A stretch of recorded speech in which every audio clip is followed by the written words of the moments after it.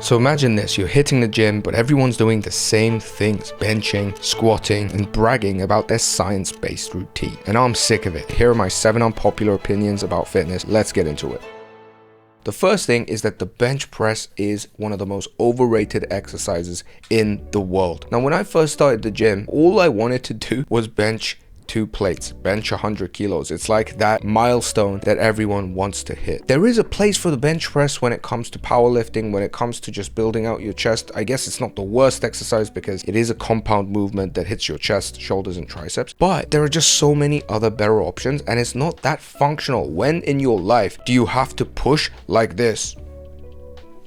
This doesn't happen that much. If you actually see real life scenarios, whether you are boxing, you're usually leaning your head forward so it mimics more of an incline bench. When you have to help your mom put her suitcase up onto the airplane cabin, you're not bench pressing anything. The only time you're bench pressing is when you're squashed under somebody in jiu-jitsu and you don't have any technique. So you don't want to bench press too much. Instead, you want to opt for incline bench, overhead press. The angles are higher. This is innately a much more functional movement that is also healthier for your shoulder joints. If you're a smart guy that wants to build an aesthetic body that has a full upper chest and developed shoulders, then you're going to opt for the incline bench or the overhead press or the dumbbell shoulder press or even dips, because it really has that alternate angle and stretches your shoulder joints and really widens your pec. There are better options than the flat bench press. Next, heavy squats and deadlifts are also super overrated. Now, I know a lot of the powerlifters watching this, a lot of the bodybuilders watching this might start to freak out at this point because you're like, oh my god, this guy doesn't hit legs, blah, blah, blah. Dude, I do hit legs. It's just when you do heavy squats and deadlifts, they take so much out of your mental and physical energy. Sometimes when you're gearing up to hit a PR on your squat, you'll be thinking about it 2 days before, the day before, and you'll be psyching yourself out right until the moment of that set. And there's so much riding on it. You have to be so locked in your mind, and all of that is energy that could be spent elsewhere. Usually you're so tired that you cannot even do things properly afterwards. This is why you don't actually see a lot of athletes do heavy squats and deadlifts. Where do heavy squats and deadlifts come in? When you want to just become a brute man strength huge guy, then it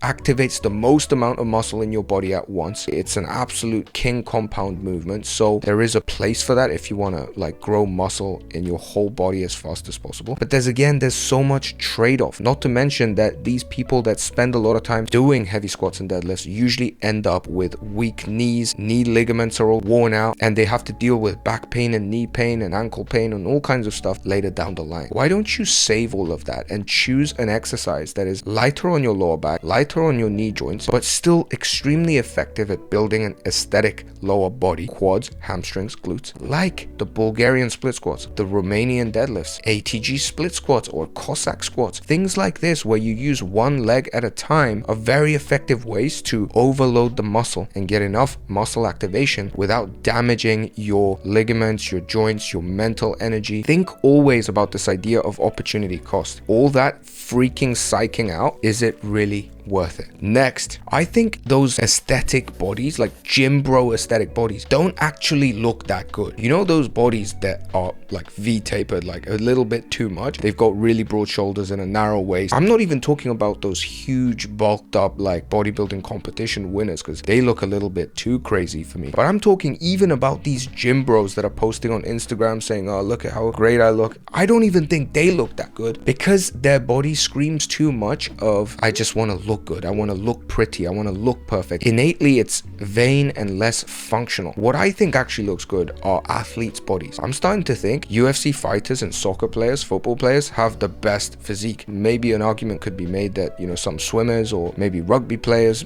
they have great physiques as well, because they're different, but they are very functional. If you look at them, they don't usually have a huge V-taper, except swimmers. They're very lean, and you can usually see very functional muscle, like little striations, muscles and ligaments and tendons that look elongated. Do you know what I'm talking about? Like, it looks very stretchy and taut rather than like pumped up with blood. When you look at that, you think, okay, that guy got that body through hard work, through repeated practice in a functional craft rather than just pumping blood into the area. All this to say, when you're going to the gym, obviously hit your lateral raises and do your incline bench and your chin ups and so on, but also be thinking, how can I build a functional looking body, because I'm starting to think even aesthetically, the functional one is winning. Next, perfect form is overrated. And this is a trend in Korean gyms especially, where they will just spend so long trying to perfect the form of a guy that's just come into the gym. They're like, okay, make sure you throw out your lats and squeeze right there. Don't get me wrong, form is important. Wrong form can get you injured, and I help my clients with form all the time. But chasing that perfect form and obsessing over form often gets in the way of you actually enjoying the exercise,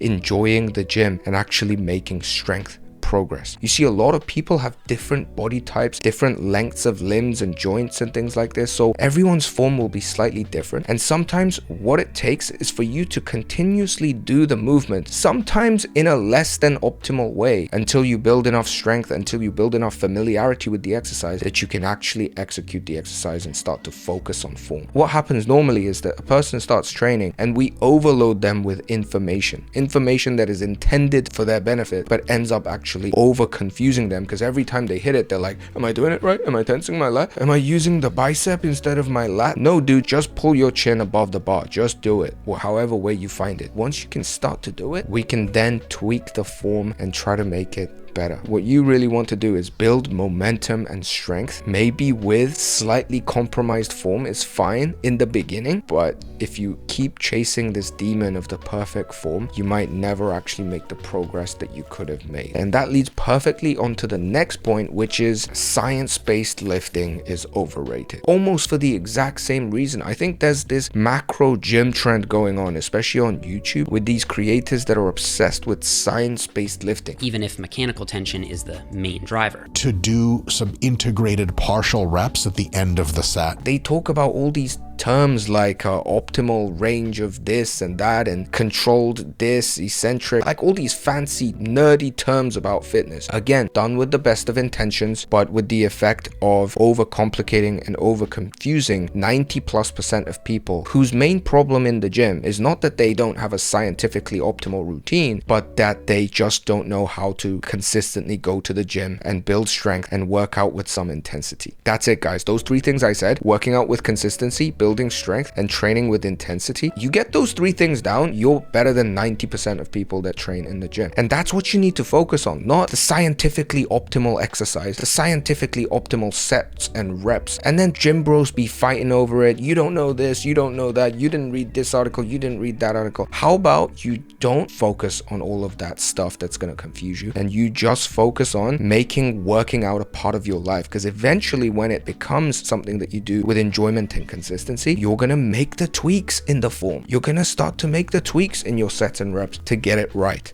But you need to get it going before you get it right. Next, filming in the gym is underrated. Right about now, you're saying, wait, what are you talking about? All these like vain girls and guys showing off their booties and their things, like these influencers with their tripods in the gym. I just want to get my workout done. What the hell are these people filming themselves? Why are we in this world? Okay, I get you. I'm guilty of this too. I agree to some extent. But if you film yourself, not with the intention of necessarily showing off, but to actually look at your form and to try and improve, this is massive. One of the best ways you actually improve at sports, whether it's soccer, whether it's jiu-jitsu, whether it's basketball, whether it's even things like singing and drawing, is to actually look at yourself doing it. When you're doing the thing, your eyes are inside your body, so you can't look at you. But I promise you, if you filmed yourself doing whatever thing you want to improve, you'll be able to look at you and be like, wow, I didn't know I looked like that. Like, even filming this, I didn't know I looked like this or sounded like this until I actually saw it on the screen like you're seeing it now. And when it comes to the gym, this can be super effective when it comes to, for instance, improving your form, improving your intensity, just tweaking things that you didn't know need to get tweaked. This is one of the things that I work on with the people in Minimalist Training Club, my coaching community, where they will send in videos of themselves doing the exercises, and then I can give them the feedback, the form feedback, so that they can improve, but in a way that is not overwhelming, with just enough information to reach the next step. If you're interested in that kind of coaching, check out the link below. It will be there. But filming yourself is actually very underrated, not just in the gym, but in any area that you want to improve. Next, the next thing is a controversial one, and I actually think gym outfits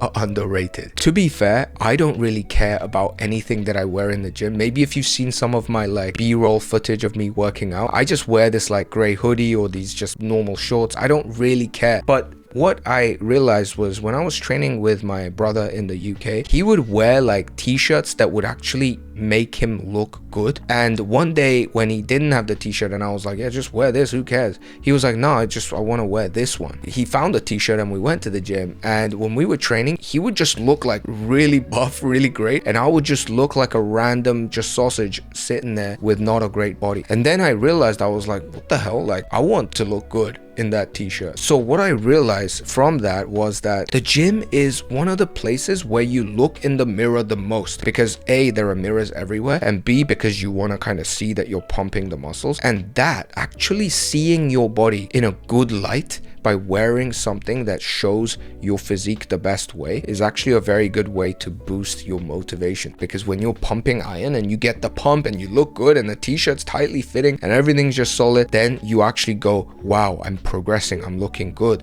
this is fun. This is why people who look in the mirror and they're like kind of like, oh, I'm getting jacked, they usually stay more consistent and it becomes a self-fulfilling prophecy and they do get jacked. Whereas people that just wear like really baggy stuff, they never know that they're progressing and they don't get anywhere. Now, of course, there's an element of vanity here, and you should focus on all the other things like progressive overload, consistency, strength building, and intensity, and all the other things that we talked about more than what to wear in the gym. But recently, it's a little thing that I realized. I was like, if you're gonna look at yourself a lot, why not look at it in a positive light? What is the best gym outfit? I don't even know, because I don't have great gym outfits, but it's just a thought to carry with you. With all that said, those are my unpopular opinions about fitness. Tell me what you thought, argue about it, hate me if you want, put your comments below, share it with a friend, and I'll see you next week. Bye bye.